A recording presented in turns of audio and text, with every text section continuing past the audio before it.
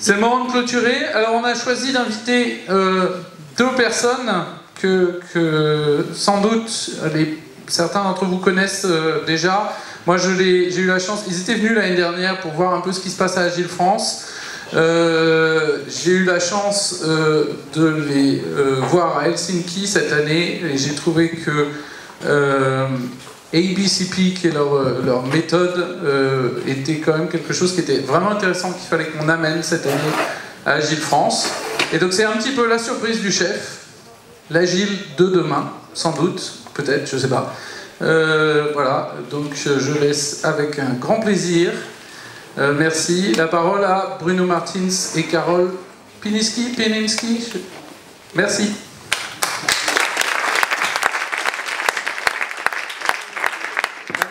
Merci Damien de nous laisser cette tribune.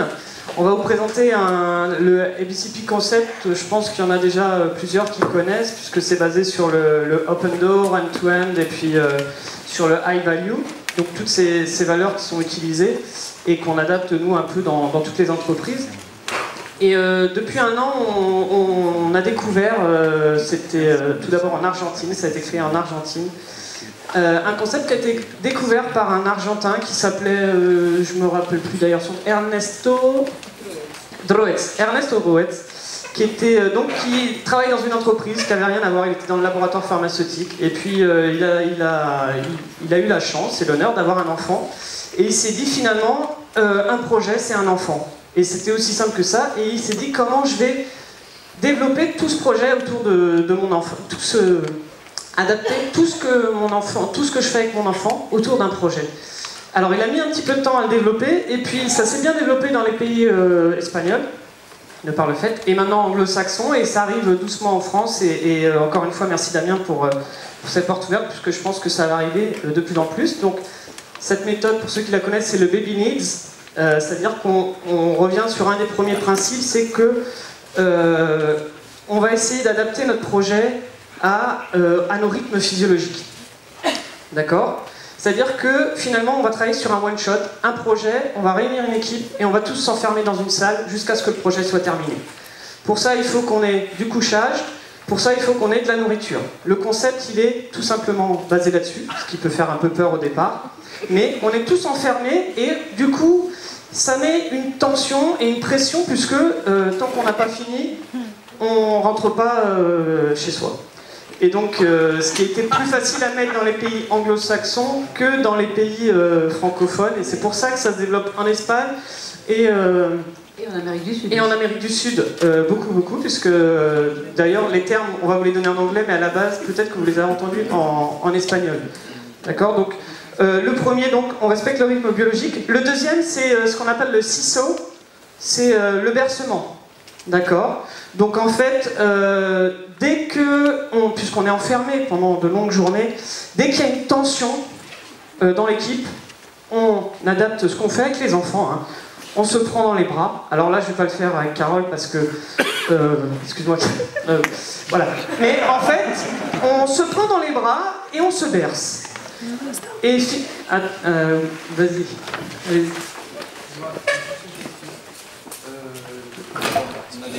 J'ai pu mettre en application cette méthode. En France déjà ? Non, en Angleterre. D'accord. Juste le souci. Juste le souci, c'est avec les personnes qui font plus de 80 kg. Tu fais bien de le soulever. Alors, c'est là que la méthode a pris en fait un nouvel essor, et c'est pour ça qu'elle se développe de plus en plus. C'est que finalement, on va pas le faire tout seul. On va se mettre à 3 ou 4. Et c'est ça qui va être... avec Carole, par exemple, voilà. On va se mettre à 3 ou 4 et on va bercer la personne. Et on va faire donc une cohésion d'équipe. Et c'est là que le bercement, donc le terme espagnol à la base, c'était... rappelle-moi, Carole. Balance. Donc voilà, ça c'est le premier basique qui fait que la tension monte, puis redescend. Et qui fait aussi qu'on arrive à tenir sur plusieurs jours. Parce que les premières tentatives, c'était pas super bien passé. Ensuite, c'est le fameux double AT hand. Ok, c'est le Asian move. C'est-à-dire le doigt dans la bouche, le pouce dans la bouche. Donc le pouce dans la bouche, pareil, tension, Dedo en la boca, c'est juste. Dedo en la boca. Et vas-y. On a eu des soucis en fait avec ça, ça ne marchait pas. Alors, le WNTM, déjà, à la base, c'est le doigt dans sa bouche. Peut-être c'était ça votre... Ah d'accord. Voilà. Et alors, on peut développer la méthode dans le doigt dans la bouche de quelqu'un, mais il faut le prévenir. Voilà. Je note. Non, je note parce que c'est vrai que c'était pas précisé non, en mais, fait. on a eu le retour au niveau de l'Argentine au tout départ, et les mêmes problèmes se sont posés, il n'y a pas de... Voilà. Et c'est le doigt dans la bouche. Pareil, on a eu des retours, voilà. C'est ça qui marche et c'est ça qui fait que l'équipe aura une réelle cohésion. D'accord. Ah d'accord, ok. Donc ça c'est le deuxième concept qui rejoint le troisième concept qui est le Titan concept. La tétine concept. C'est-à-dire qu'on a remarqué que... Qui évite le doigt dans la bouche. Donc. Voilà, et donc parce que pour taper du code avec un doigt, à une main, on avait des soucis. Donc on a eu la tétine concept qui permettait de libérer les deux mains et qui en plus empêchait ce problème de doigts. Voilà. Et qui n'est pas coûteux. C'est très important de le dire, c'est que l'entreprise n'a pas toujours les moyens. Et là, pour le coup, voilà. Le doigt, c'était gratuit, mais la tétine, c'est pas cher. Voilà. Et toutes ces évolutions, on est dans l'amélioration continue, hein, on est vraiment dans tout ce projet-là. Voilà, c'est pour ça qu'on en est arrivé à la tétine, qui a été vraiment ce qui fait que maintenant, ça marche beaucoup mieux dans très bien, non, très très bien. Il y a eu quand même quelques... Excusez-moi, je réagis encore. Il y a eu quelques tensions quand même au sein du groupe quand les gens perdaient leur tétine. C'est normal, parce que quand on tape du code, on n'a pas le réflexe de ramasser la tétine. Et là, il faut que dans l'équipe, il y ait une vraie cohésion d'équipe pour ramasser la tétine. Voilà, ce n'est pas toujours le cas. Les gens empruntent la tétine de leur voisin. Attention à bien soit rincer si on a un point d'eau la tétine, sinon on la met dans la bouche pour la nettoyer, parce que pour le collègue. Les puristes disent qu'il ne faut pas la nettoyer. Oui, alors les collègues ne sont pas toujours d'accord avec cette... Et si il a raison, ça c'est venu d'Amérique du Nord, cette notion de nettoyer, alors que dans les pays, en effet, d'Amérique du Sud et dans les pays français, on ne nettoie plus. Mais voilà, tout à fait. Oui. Ça c'est à voir en équipe justement au départ, mettre des règles bien au point, très important. Donc on est toujours sur un concept, hein, si t'as envie, t'as envie, et quand t'as besoin, t'as besoin. On est toujours sur ce concept hein, qu'on affiche sur les murs avec les équipes pour bien être dans ce concept. Quand t'as besoin quand on est enfermé dans une pièce, forcément... Alors, on arrive au concept suivant qui est le Huggies concept. Alors, bien sûr, pour tenir aussi longtemps et pour être vraiment dans l'efficacité, il faut la couche. Alors, ce qui peut choquer au prime abord, hein, et je peux peut-être... Ah non, mais c'est insupportable. Alors non, on a eu de gros problèmes, des irritations pas possibles. Ça, c'est le problème qu'on a eu, le problème de RTL. Et aussi, un rappel, pas plus de 12 à 16 heures. Donc on fait des créneaux pauses où tout le monde va changer la couche, puisqu'on a eu des retours pareils sur des 24 heures de travail acharné, et l'odeur peut devenir réellement un frein au travail collectif. Mais alors on a un petit truc, mais ça reste entre nous, vous mettez un petit slip de coton en dessous, un petit peu large, et la couche. En pensant à faire des trous dans le slip, bien sûr, hein, sinon ça ne passe pas, hein, je vous le dis tout de suite, ça retient, et voilà. Alors, on a opté pour la talc session. La talc session, qui est sympathique. Le TLC concept, le TLC concept qui se développe beaucoup.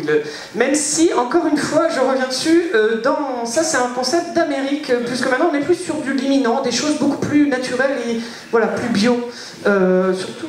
Vers la France et les pays nordiques, puisqu'à Helsinki, encore l'année dernière, on nous a beaucoup taclé justement sur le TILC, qui n'est pas réellement quelque chose de très sain pour le travail. Pour être bio et écologique, vous pouvez aussi laver vos couches et puis les reprendre, les remettre ensuite. Alors, ce qui malheureusement fait perdre en rentabilité d'équipe. Hein, oui, mais laver chez soi, quand le projet est terminé, bien. Alors voilà, il faut prévoir un réceptacle à couche. C'est le seul conseil. Et le dernier concept qu'on avait, c'est le DC concept, le Discovery Carpet. Alors, ça, c'est vraiment pour développer le travail d'équipe. On fait un grand tapis qu'on met par terre, avec des formes, des mousses, des matières. Toute l'équipe s'allonge, on met des arches et on colle des post-it avec nos idées. De toutes les couleurs. Voilà, de toutes les couleurs, et l'équipe est allongée, voit les concepts, peut les toucher, bien sûr, hein, c'est l'intérêt du truc. Et ça travaille, ça développe l'imaginaire de l'équipe. Et c'est vrai que ça a été le point d'orgue de la création du project, hein, qui nous a permis vraiment de développer. Et ça arrive en France, donc oui. Est-ce qu'il n'y a pas un risque d'endormissement? Alors, il y a le bercement, il y a un risque d'endormissement, je ne vous le cache pas. Il y a un risque d'endormissement aussi sur le Discovery Carpet qui est contrebalancé avec la couche, puisque rapidement, au bout de 2-3 heures, on ne s'endort plus. Hein, 5-6 heures. On a cette espèce de petit truc qui nous pique l'esprit. Mais on en revient aux besoins, on en revient aux besoins physiologiques, c'est donc c'est maintenant. Donc c'est maintenant, j'ai besoin maintenant de dormir, donc je dors maintenant. Voilà, donc on dort. Toute l'équipe dort. Voilà. Si vous êtes fatigué, on dort. Vous avez faim, vous mangez. Vous avez... Voilà. Soit vous buvez. Voilà. Voilà, tout ça. Et ça marche. C'est ça qui est fort, c'est que là vous êtes sceptique parce qu'on est un peu franco-français. Hein. On ne va pas regarder un petit peu ce qui se fait à Helsinki, à Buenos Aires. Ça marche ailleurs, il n'y a pas de raison que ça ne marche pas chez nous. Voilà. Donc, voilà. Donc si vous voulez tenter cette aventure... Pas ce soir. Hein. Non, alors ce soir on ne peut pas. Non, après on va fermer, mais voilà. Si vous avez d'autres questions... Oui, une question. En termes de ROI, ça va être quoi? Alors, en termes de Erwin, on a eu un bon feedback sur tout ce qui est XP, management, on peut le dire, hein, sur le TLDP par exemple, qui était un petit peu conceptuel pour les premiers abords, et puis ensuite sur... ouais, on a beaucoup matché là-dessus, hein, on a beaucoup matché, et puis après, le screening aidant, on est attaqué sur du Lean IT, et puis... voilà, on est dans le...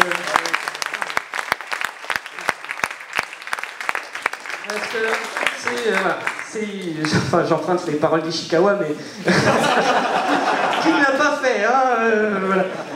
Est-ce que... Donc, nous, par contre, on a eu un petit... Oui, une question. Le projet de durée maximale?